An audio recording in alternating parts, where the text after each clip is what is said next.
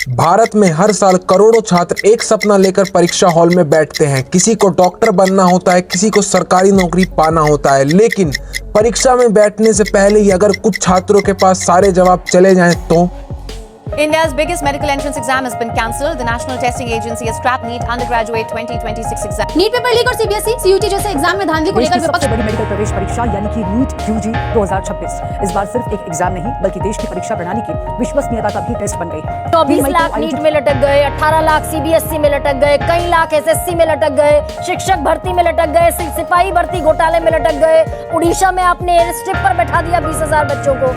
अभिनय भाई बख्शने का मूड तो है नहीं किसी का सरकार का। पिछले एक महीने में पेपर लीक के मामलों में न सिर्फ उन्होंने प्रश्न पत्र चुराए हैं, बल्कि कई लाखों छात्रों का तो भरोसा तक भी चुरा लिया है।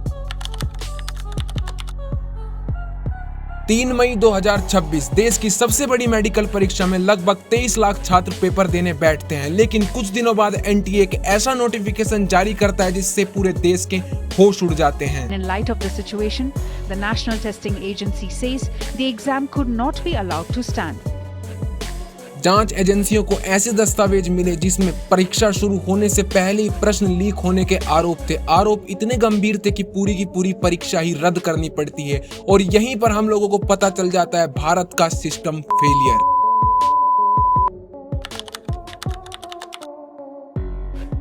सीबीआई की शुरुआती जांच में कई राज्यों में फैले हुए नेटवर्क्स की बात सामने आई। रिपोर्ट्स के अनुसार प्रश्नों के कथित रूप से जानकारी व्हाट्सएप चैनल्स और टेलीग्राम चैनल्स द्वारा फैलाई गई। कई आरोपों में तो कोचिंग सेंटर और स्थायी रूप से लोगों की भूमिका भी सामने आई। जब मामला सुप्रीम कोर्ट पहुंचा और अदालत ने भी सवाल उठाए तो कोर्ट ने भी यही टिप्पणी की, आखिरकार पहले के मामले से क्यों सबक नहीं लिया गया। लेकिन पेपर लीक का मामला अब नीट तक ही सिर्फ सीमित नहीं था। झारखंड में एक्साइज कांस्टेबल की भर्ती का भी पेपर लीक हुआ और ये भी विवाद सामने आया। लोगों ने दावा किया कि पहले से ही प्रश्न उत्तर कुछ चुनिंदा लोगों तक पहुंचा दिए गए थे। जैसे जैसे धीरे धीरे जांच आगे बढ़ी तो पुलिस ने दावा किया कि इसके कथित मास्टरमाइंड को हम लोगों ने गिरफ्तार कर लिया है। लेकिन सवाल अब सिर्फ एक पेपर लीक का नहीं था। सवाल था उस सिस्टम का जिस पर लाखों युवा अपना भरोसा करके पूरा का पूरा भविष्य छोड़ देते हैं।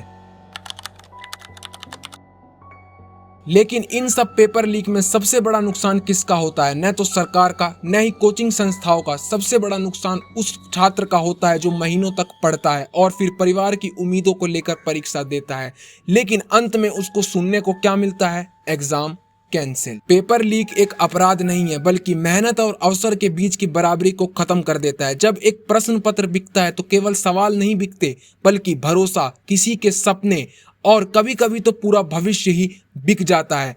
अब सवाल यह है, क्या भारत कभी पेपर लीक फ्री बन पाएगा?